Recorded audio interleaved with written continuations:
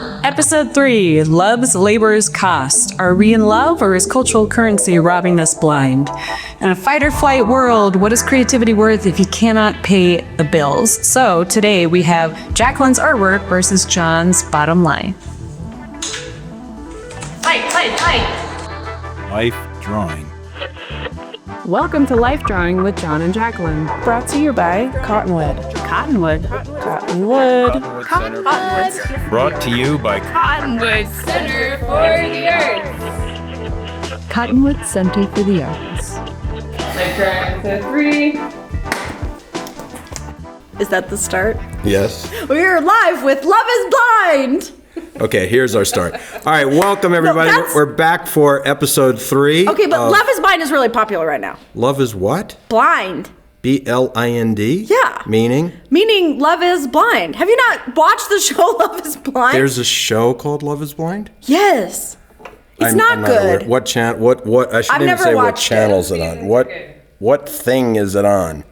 The TV. No, I know. Oh, Netflix. Oh, it's on Netflix? Netflix, yeah. It's called Love is Blind. It's called Love is Blind. And you date 17 women, 17 men. Also so binary, but Okay. it's beside the point. But Okay. you all date each other in these there's pods and you can't see or talk to, or you Like can speed date? kind of, but you just can't see what they look like at all. Oh, I see. And so you just talk like this, but if there was a wall and I couldn't. Well, I mean, that's what the And then you dating ma- game was back in the day. They was- put the 3 people on one side Okay. of the partition, And then one person on the other side? and then the other person interviewed the 3 people. And then they would pick from those people? Yeah. Okay, but in Love is Blind, they get married. Oh. You propose after one day in those pods. You propose to one another. And where are did they ever show the wedding? Yeah, then you go to Cabo Oh. and you drink a lot and cause a lot of drama. So they're not like Jewish weddings. They're just like, go to Cabo and a priest marries you or something? No, then you come back to your home city, then you live in a weird furnished apartment, then you get married or not, and you don't know who's saying yes or no until you're at the altar. Oh my God, that sounds It pretty rots intense. your brain. It sounds like it might not be legal. No, it's legal. It is? I mean, anybody can marry anybody. All right, well, I mean, I guess that's what we ultimately want for this world, isn't anybody- it? You can yes. marry anybody. We're way off topic. Love is Blind was not the topic. Okay. Our show today. Well, but all right, it is. Maybe it's a little off topic, but on the other hand, sometimes the way you express yourself does not necessarily include somebody seeing you do something. Which is interesting because I was thinking Yeah. we had a bunch of kids here the other day and you were talking to them about art. Mm-hmm. You're saying the way you do everything is art. Right. Or you can be artistic at anything that you do. Like you were saying, even how you hold your broom, if you're mopping, Right. can be an art form. Okay, well, what is your definition of art? How's that for a tough question?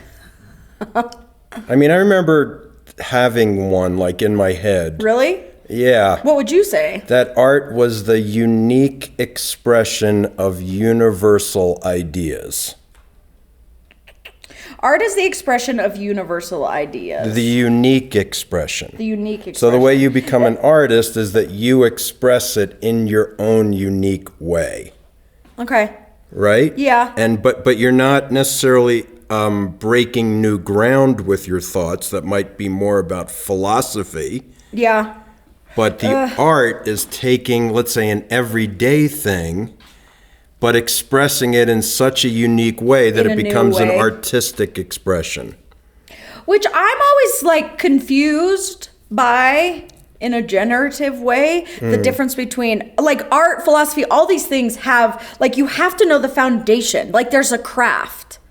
Yes. And then there's your unique expression of. And I don't, do you have to have, is it a foundation or do they grow together in a rhizomatic way? Or is one a foundation and the other the flourishing of that expression? You know what I mean? I think they're combinations of all those things. I mean, that whole idea of standing on the shoulders of giants. Yeah. Like the people who came before you who did certain things. You and I were talking the other day about the first person who ever did an abstract piece. Yes. And he got put in jail. for being Yes, we right? did talk about that. Yes. Okay, so what was more that maybe that was a month ago that we were talking about that. But he broke some new ground, but he was standing on it was still a representational piece, right? Yeah.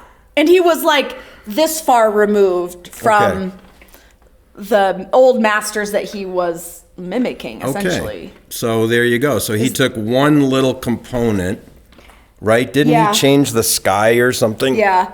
It was like blurry. It was blurry, right. When paintings are blurry. Not in focus. That wasn't the focus of that didn't need the clarity that the other components need. Yeah, it wasn't just like this is what a night sky looks like. It was Right. like this is what the night sky makes me feel.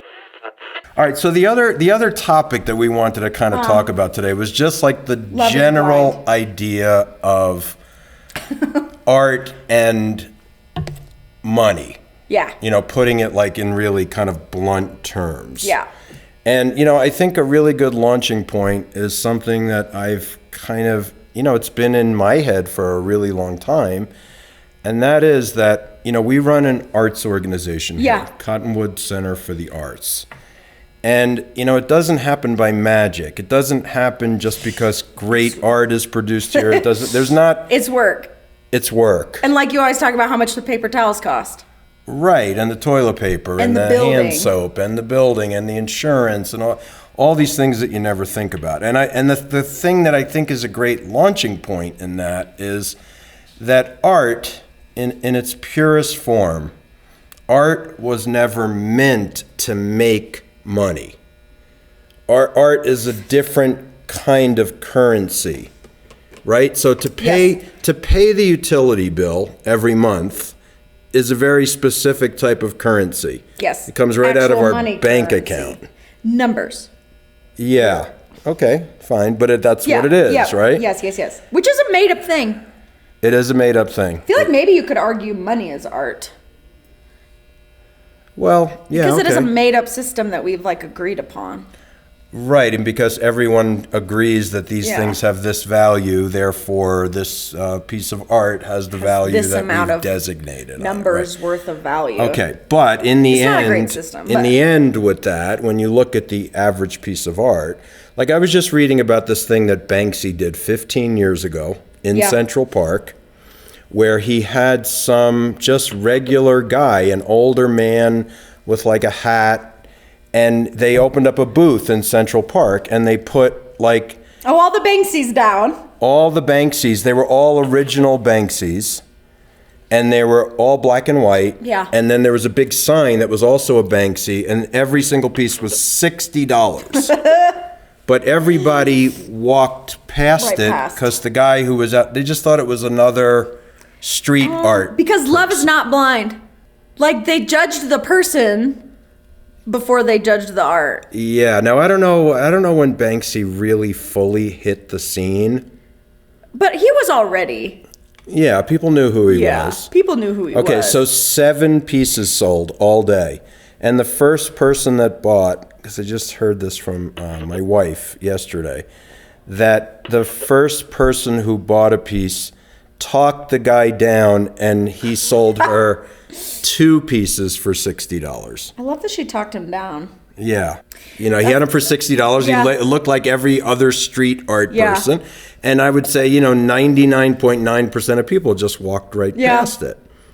Right? Yep. And then in the end, what's the value of those things? And why do they even have that value? They have that value because Banksy's Attached to a name. is on it, Yeah. right?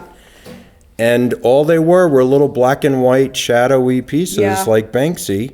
And the average person just walked past them. And now you look at that retrospectively and say, oh my God, I would have bought every single piece Yeah. for $60 and walked away. And it's like, I think I would want to buy all those so that I could turn out and sell it and have millions of dollars. Right. Okay, so then the question is, how do you But- find a balance then Yeah. between the cultural currency, which is as viable a currency as dollars? Yeah. Like how important is cultural currency with art? If you can accept the premise that art was never meant to make money, it was to add to culture, for expression, and having those things out there adds to culture. Like the cave paintings. Mm-hmm. It's like yes, art wasn't made to make money, but there was no money at the time.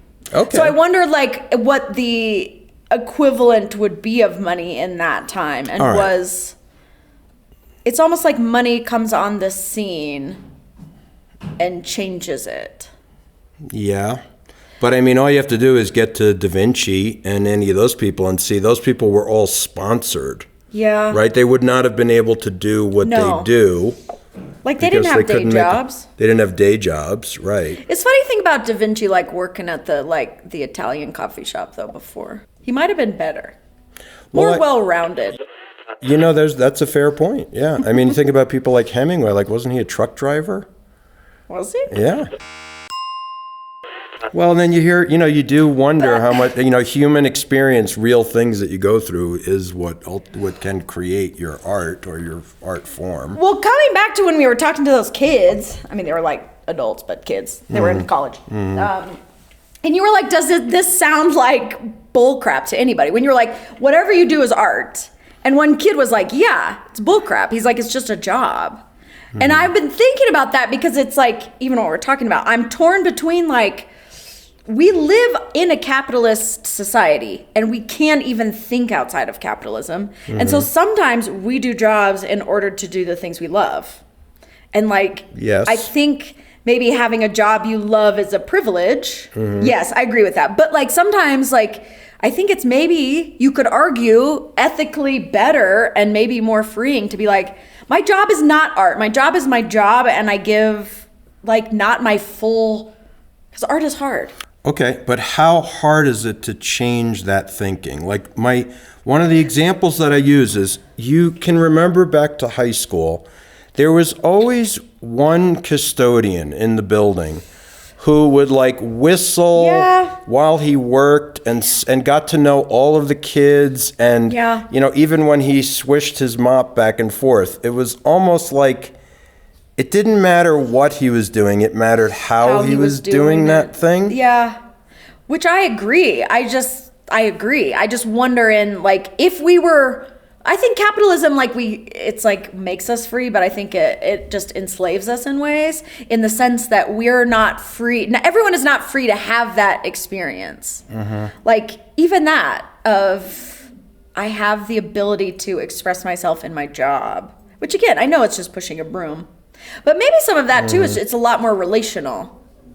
Meaning? Like the custodian at school, like you said, they know all the kids' names. Right. It's like, See, but I could argue that is an art form. no, I agree. And I don't know that that's that hard to change that perspective. I Yeah. mean, I get that people have specific tasks that they are asked to do at their jobs Yep. on a daily basis. And maybe it's the companies that don't create the latitude for that to happen because Yeah. they don't care about that. They don't care Yeah. about that expression. They just want you to get it done. If that is then the whole system, Yeah. how do you make an arts organization work? Or how do you make a gallery work? Yeah. Or how do you make a theater work? Or your Philharmonic Orchestra. Yeah. Like you have to have latitude as an organization to be able to both express your artistic desires Yeah. and self, but you have bills that you absolutely have to pay, Yeah. right? So that's what I mean about. So do individuals, right? Like Well, that's so where, you like, do individually. Yeah. So I don't know of examples that you can point to where you really have that amount of latitude to express yourself. It might be a wonderful idea that you can be an artist at anything that you do, but in reality, I think it's a pretty tough. Yeah. Well, maybe too, it's like this spirit of creativity, I think, goes beyond the bound. Even like that is an even wider definition than the definition of art. The creative will, the creative spirit, I think is so wide.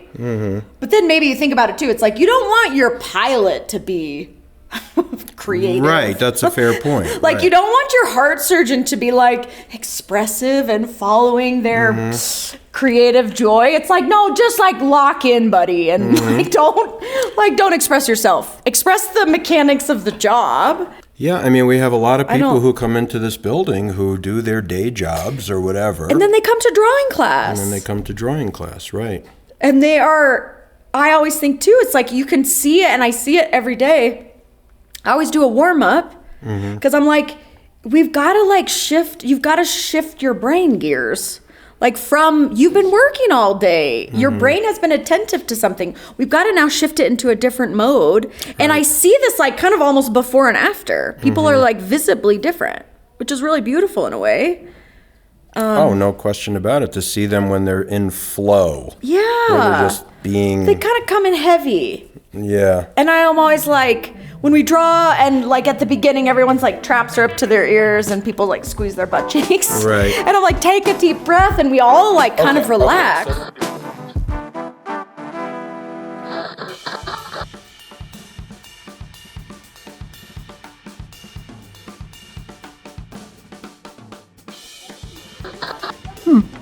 Did you know on March 2nd, the Colorado Senate passed a bipartisan resolution designating March as Arts Education Month across Colorado?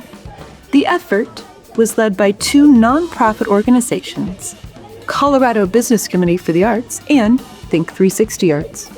Bravo, guys.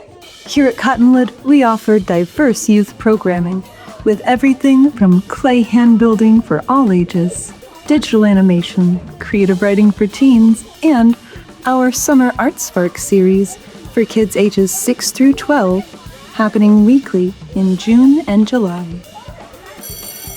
Better get to class.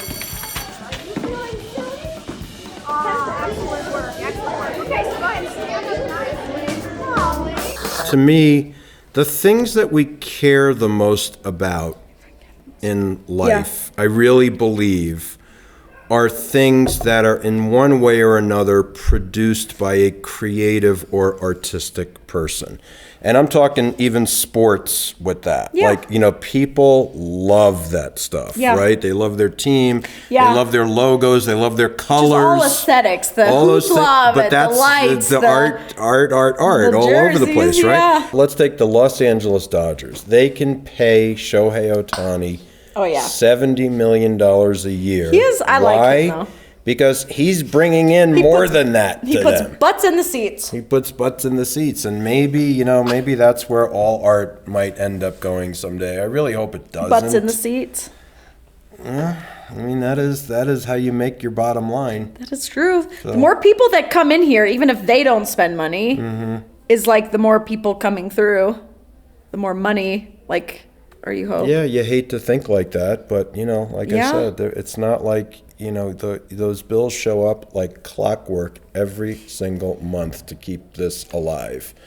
And it's just as much our job to support the people that come in here as it is for them to support the arts in the forms that we put it out there.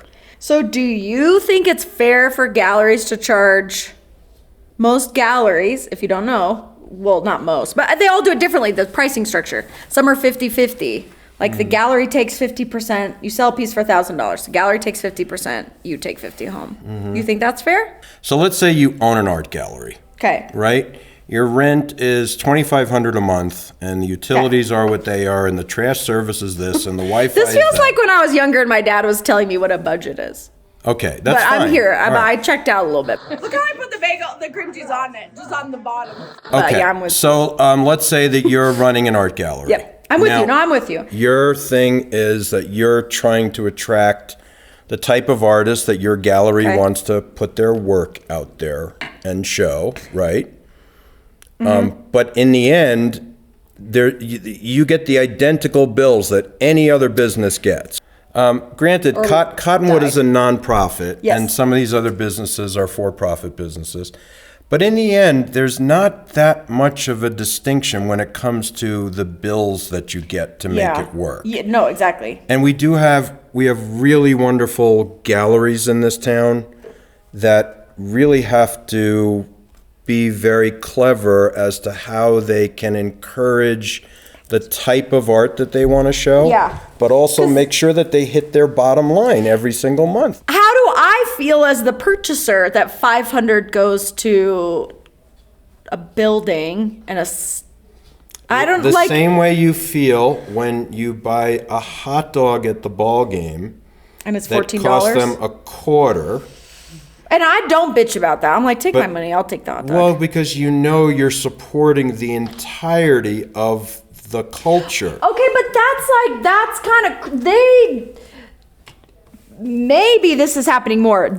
You're like held captive. Like I'm at the ballpark and now I've had 2 beers, which are also $14. And now I'm hungry. I don't have any options at this point. So I'm going to pay $100 for this hot dog because I have no other options. They don't technically need your money for the hot dog. Like everyone filling those seats, they're making gobs of money. Absolutely. Like they are doing fine. You mean the organizations? Yes. Yeah. Like they sell TV rights and look, they've learned how to market their product so that they make that kind of money. I mean, you got to give them credit for that. But that's also what our responsibility is here. We need to have things that are good enough as an arts place that people are willing to pay for. Yeah. And then we can't do it at the level of getting a Shohei Ohtani in here or Aaron Judge. But we do our best. Just to play baseball in here. Yeah. Make a little field. Well, But we do our best to make a product that people want to pay for. I think you could maybe make the argument that happens in a lot of other venues as well. Like, I have no other access to art, so I'll pay whatever. Maybe as an artist, like I have no other way to sell my art, and so therefore I will pay you whatever you ask for because I have no choice. I'm held hostage. Maybe that's a lesson for arts places too. I mean, but I get it; they have bills to pay, but they're also beholden to a bigger monster. It's like a Russian nesting doll of monsters. I mean, I kind of don't love that it has to be that way. But, all you have to do is get one insurance bill through the door and realize, you can't be messing around with saying, okay, we'll take 20% of the sale. It just doesn't cut it. Doesn't cut it. You have to pay the bills. And that part, the artist is not paying for. The artist goes into a gallery. That gallery has a lot of obligations. Like I can guarantee you there's at least 20 bills a month for that gallery that come through the door. Yeah. So what does that mean for the customer? The customer now is paying, let's say on $1,000 piece, $500's going to the gallery and $500's going to the artist. Which if you think about it, like if I sell a piece for $1,000, right, it's going to be, I'll get $500. Right. Which is kind of wild if you think about it, because that's an expensive painting. It is. And $500 is great. But like probably not for what you'd be like. That huge one over there is like $1,000. Right. It's huge. Yeah. There's so much detail on that. That probably took her like 2 months. So then to be like, okay, here's $500 for 2 months of labor. Right, but that leads me to another thing that I really love to talk about, which is someone might say, how long did it take Madhuri to paint this piece? And the answer is her entire life. Yeah. Right? It's not like she just sits down, came up with this, and did it from nothing. It's almost true of every craft. Which, too, if you think about the billable hours of an artist, like if it was like I billed for the time spent, right? It'd be nuts. To be a good artist, you also need to like relax. You also need like to take that pressure off. Yeah, like what's his butt said, right? Like creativity is essentially born out of laziness, and not laziness in the way we define it, but like in a nothingness. Like you can't always be hustling. You have to be able to be bored. If you're not bored, you won't have any sense of the urgency to make anything. You're standing there bored, your brain is like, you observe things, you notice, you're part of the world. Your brain is turned on, not turning off. Yeah. So actually that moment of boredom is the moment of creativity. It's like you pay into an account.